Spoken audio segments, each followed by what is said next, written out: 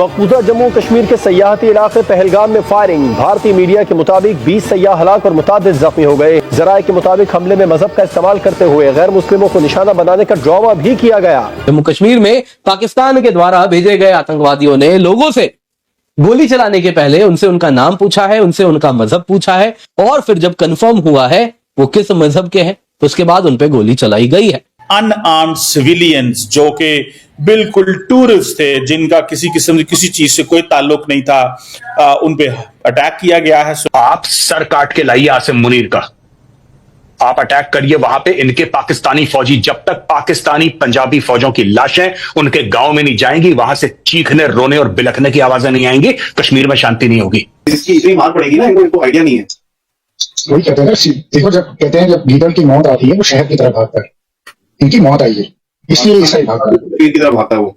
हाँ, जब पाकिस्तान की मौत आती है तो वो कश्मीर में ऐसी हरकतें करता है। अब इंडिया के अंदर एक ओपिनियन बन रही है जी पाकिस्तान पे हमला कर दें। Indian media, Indian civil society सारे एक ही डिस्कस कर रहे हैं, पाकिस्तान पे हमला कर दो, कोई कह रहा है मुरीद के पे हमला कर दो। Tell the government to task the GOC, sir चाहिए इनके, खाली कर देंगे पूरी की पूरी लाइन ऑफ कंट्रोल।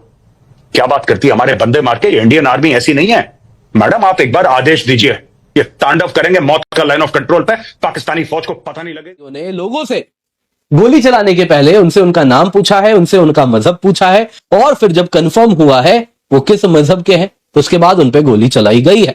दोस्तों यहाँ पे अगर आप देखें, वैसे तो दुनिया भर के जितने भी एम्बेसीज भारत में हैं वो सभी के जो एम्बेसडर्स हैं वो कह रहे हैं कि ये जो अटैक हुआ है बहुत ही डास्टर्डली घिनौना अटैक है जो हुआ है, और वो भारत के साथ खड़े हैं। लेकिन यहाँ पे सवाल उठता है अब भारत को क्या करना चाहिए, क्योंकि दोस्तों यहाँ पे अगर आप देखें तो जो टाइमिंग है अटैक की वो बहुत कुछ बता रही है। एक तरफ तो वो ये बता रही है कि जो हाई प्रोफाइल विजिट्स अभी देश में हो रहे हैं कहीं ना कहीं उनको एक प्रकार से आप देखें तो मैसेज दिया जा रहा है उन सभी ग्लोबल प्लेयर्स को। इसके सिवा दोस्तों यहाँ पे अमरनाथ के जो तीर्थ यात्री हैं उनको जब सीआरपीएफ आ जाती है अमरनाथ के तीर्थ यात्रियों के सिक्योरिटी के लिए, और इस प्रकार की सिक्योरिटी वो देते हैं कि कहीं ना कहीं ये आतंकवादी कुछ भी नहीं कर पाते, जब वो उसको डायरेक्टली डिस्टर्ब नहीं कर पा रहे हैं तो यहां पे ये एक साइकोलॉजिकल ऑपरेशंस है जो वो रन कर रहे हैं कि कैसे इन तीर्थ यात्रियों को अभी डराया जाए। खैर, क्या है उनके पीछे की भी कहानी, क्या ये आतंकवादी करना चाह रहे हैं,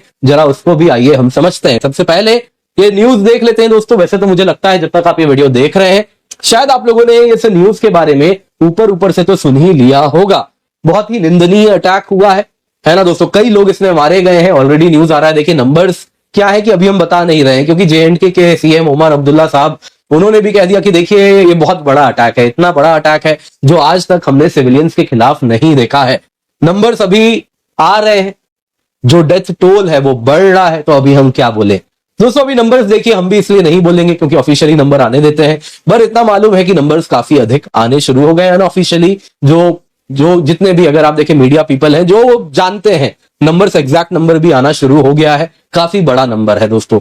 और अगर आप देखें दोस्तों यहाँ पे जिस प्रकार से ये टेरर अटैक हुआ है ये आप देख सकते हैं, यहाँ पे आप ये महिला देख रही हैं और ऐसे ही कई महिलाओं का दर्द आपको दिखेगा यहाँ पे, जिनका कोई लेना देना ही नहीं है, उड़ीसा से थे, कर्नाटका से थे और बेचारे टूरिज्म के हवाले से वहां पे आए थे। एक बड़ा एक इम्पोर्टेंट बेसरान जगह है, मेडोज उसका नाम है, जहां पे थे।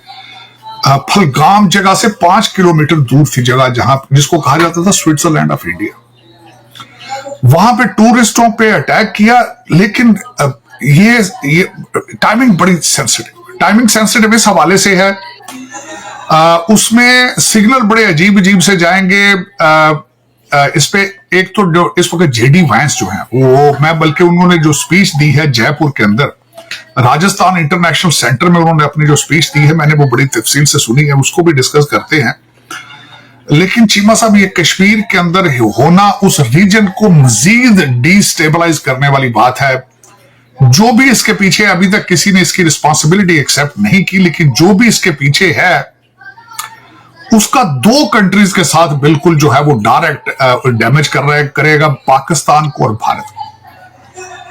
हालात पहले ही सेंसिटिव हैं, दोनों कंट्रीज का रिलेशनशिप पहले ही सेंसिटिव है, जिसको अगर देखा जाए और वो मजीद सेंसिटिव हो जाए। दोनों तरफ से ब्लेम गेम्स आएंगी, रिस्पॉन्सिबिलिटीज और पता नहीं क्या क्या होगा, और उस रीजन के अंदर जहां भारत इस वक्त अपने डिप्लोमेटिक रिलेशनशिप्स के हवाले से पूरी दुनिया के अंदर ग्रो कर रहा है, इकोनॉमी ग्रो कर रही है। ये इंडियन आर्मी क्या है? रिपब्लिक डे परेड के लिए इंडियन आर्मी अटैक करते हैं एक दूसरे देश। इजराइल ने बिल्कुल फुटबॉल फील्ड बना दिया गाजा को, यूक्रेन पर अटैक कर दिया रशिया ने।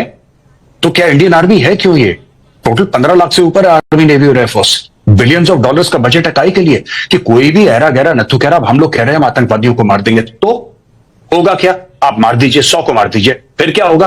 100 और आ जाएंगे, 1000 और आ जाएंगे। मैं इसीलिए कह रहा हूं कि यह प्रॉब्लम पाकिस्तानी फौज की है। ये एक जिहाद के तहत काम करा जा रहा है। जब तक आप खुल के नाम नहीं लेंगे, आप आइडेंटिफाई नहीं करेंगे, आप सर काट के लाइए आसिम मुनीर का, आप अटैक करिए वहां पे इनके पाकिस्तानी फौजी। जब तक पाकिस्तानी पंजाबी फौजों की लाशें उनके गांव में नहीं जाएंगी, वहां से चीखने, रोने और बिलखने की आवाजें नहीं आएंगी, कश्मीर में शांति नहीं होगी।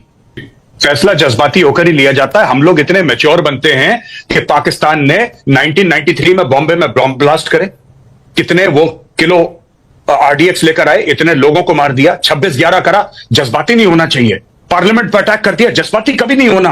अक्षरधाम मंदिर में अटैक कर दिया, कभी हम लोग जज्बाती नहीं होते। हजारों लोग कश्मीर में मार दिए, जज्बाती मत होना। पंजाब में आग लगाती, जज्बाती मत होना, कभी जज्बाती मत होना। हमारे जज्बात क्या हम लोग लाश हैं क्या कि जज्बाती नहीं होना? Are we dead bodies?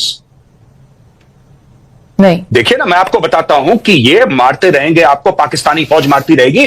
आप जब तक पाकिस्तानी पंजाबी फौज की लाशें उनके गांव में नहीं पहुंचाएंगे, या आतंकवादियों को मारना छोड़िए, हाफिज सईद दुश्मन नहीं है, आसिम मुनीर दुश्मन है। दुश्मन को पहचाने आप लोग प्लीज, ये मेरी रिक्वेस्ट है। Please recognize your enemy, it is general Asim Munir, it is not Hafiz Saeed, is it not Maulana Masood Azhar और सैयद सलाउद्दीन। ये दुश्मन नहीं है आपके, दुश्मन है आपका पाकिस्तानी आर्मी चीफ। जब तक आप दुश्मन को नहीं, आप घास आपको काटनी पड़ेगी। नाविका मानिए आपका घर है, घर के आगे घास है, लॉन है, आप घास काटते हैं ना, इसमें घास का दोष नहीं होता, लेकिन घास कटती है। पाकिस्तान घास है, आप हर हफ्ते घास काटिए, ये अपनी औकात। तो नमस्कार दोस्तों, जम्मू कश्मीर के पहलगाम में जो आतंकियों द्वारा कायराना हरकत करी गई है, ये कोई नहीं कर सकता। इसको लेकर बदला ज़रूर लिया जाना चाहिए। दोस्तों, राष्ट्रपति पुतिन हो या डोनाल्ड ट्रंप हो, दोनों ने भारत के साथ अपनी संवेदना व्यक्त करी है। और ये हमला किसी और ने नहीं, पाकिस्तान के रावलपिंडी के अंदर बैठे सरेंडर आर्मी के डरपोक, नालायक, नीच, हरामजादी आर्मी, पाकिस्तान आर्मी के चीफ आसिम मुनीर के द्वारा करवाया गया है। और इसके पीछे आईएसआई का गारंटेड हाथ है, क्योंकि ये लोग इतने डरपोक के सामने से भारतीय सेना से खुलकर मुकाबला कर ही नहीं सकते। ऐसे में इनका लक्ष्य ये होता है कि पीछे से भारत को तरक्की को रोका जाए और भारत के ऊपर हमला किया जाए। निहत्ते सिविलियंस के ऊपर हमला किया गया, न कि आर्मी के ऊपर, क्योंकि आर्मी से डरने की इनकी कायराना फौज की हिम्मत ही नहीं होती है।